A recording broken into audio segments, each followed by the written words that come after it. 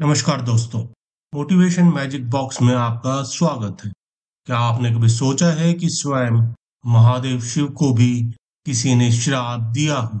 जी हाँ, आज मैं आपको सुनाने जा रहा हूँ वह अद्भुत कथा जब क्रोधी ऋषि दुर्वासा ने भोलेनाथ को श्राप दिया था। लेकिन इस श्राप के पीछे छुपा था एक गहरा रहस्य। आइए शुरू करते हैं इस कथा को। तो कमेंट बॉक्स में हर हर महादेव लिखकर महादेव का आह्वान करें। यह कथा उस समय की है जब कैलाश पर्वत पर भगवान शिव और पार्वती के दिव्य विवाह की तैयारियां चल रही थी। परंतु एक समस्या थी। भोलेनाथ अपने पारंपरिक वस्त्रों में ही विवाह करने पर अड़े हुए थे। कुबेर, विश्वकर्मा और इंद्रदेव सभी ने मनाने की कोशिश की। उन्होंने कहा, हे महादेव, नए वस्त्र धारण कीजिए, यह शुभ अवसर है। परंतु शिव जी का उत्तर था, मैं अपने स्वाभाविक रूप में ही विवाह करूंगा।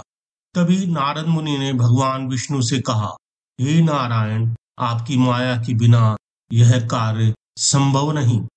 श्री हरि विष्णु मुस्कुराए और बोले, चिंता ना करो नारद, सारा विश्व शिव का सबसे सुंदर रूप देखने जा रहा है। फिर उन्होंने एक गुप्त योजना बनाई। कैलाश पर भव्य उत्सव चल रहा था। श्री हरि नारायण ने नारद से ऋषि दुर्वासा को कैलाश पर तभी आमंत्रित करने को कहा जब सभी गण और प्रेतगण उत्सव मना रहे होंगे। शिवगण और प्रेतगण आनंद मग्न थे। भगवान शिव की बारात से पहले कैलाश में एक उत्सव का आयोजन किया गया। सभी गण और प्रेत आनंद और भांग के नशे में थे। उसी समय ऋषि दुर्वासा अपनी माता अनुसुईया के साथ पधारे।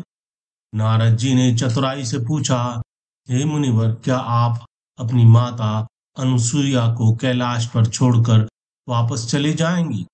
ऋषि दुर्वासा जी कहते हैं, नहीं, मैं भी भोलेनाथ के विवाह में सम्मिलित होने के लिए आया हूँ।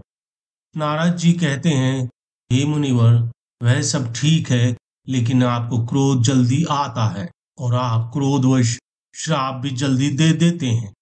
तब ऋषि दुर्वासा ने कहा, हे नारद, मैंने अपनी माता को वचन दिया है कि ना तो क्रोध करूंगा और ना ही किसी को श्राप दूंगा।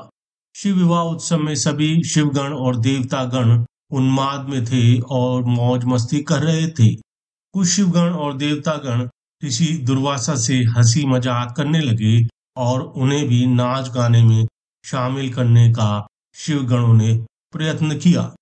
तभी ऋषि दुर्वासा को लगा कि सभी शिवगण उनका अपमान कर रहे हैं। तभी ऋषि दुर्वासा को क्रोध आ गया और उन्होंने सभी शिवगणों को श्राप दे दिया। उन्होंने श्राप दिया कि भगवान शिव की दुल्हन का परिवार इन अनुशासनहीन गणों और प्रेतों को देखकर बेहोश हो जाएगा और भगवान शिव के लिए वर्तमान स्वरूप में विवाह करना असंभव हो जाएगा। जैसे ही ऋषि दुर्वासा ने श्राप दिया, नारद जी ने कहा, मुनिवर, ये आपने क्या कर दिया?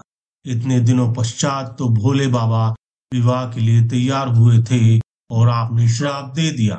श्राप देते ही दुर्वासा जी को एहसास हुआ, हाय, मैंने अपनी माता को दिया वचन तोड़ दिया। नंदी जी ने व्यथित होकर पूछा, मुनिवर, आपने शिवगणों की हंसी मजाक का दंड भगवान शिव को क्यों दिया?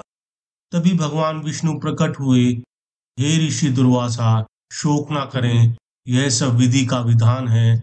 आप सभी विवाह में चलने की तैयारी कीजिए। श्राप के अनुसार दुल्हन का परिवार असभ्य, गंदे और डरावने भूत प्रेतों को देखकर भयभीत हो गया और उपस्थित सभी लोग बेहोश होने लगे। तब माता मैनावती भयभीत होकर बोली, मैं अपनी पुत्री का विवाह इन भूत प्रेतों के साथ रहने वाले के साथ नहीं होने दूंगी। तब श्री हरि नारायण ने अपने दिव्य माया से भगवान शिव का रूप परिवर्तित किया। सुंदर वस्त्रों में सजे महादेव इतने आकर्षक लग रहे थे कि सभी मंत्र मुग्ध हो गए और इस प्रकार माता पार्वती भगवान शिव का दिव्य विवाह संपन्न हुआ। इसी के साथ यह पावन कथा संपन्न होती है दोस्तों। अगर आपको ये कथा पसंद आई हो तो हमारे वीडियो को लाइक करें और सब्सक्राइब करना ना भूलें। साथ ही कमेंट बॉक्स में हमें बताएं कि आपको यह कथा कैसी लगी। धन्यवाद। हर हर महादेव।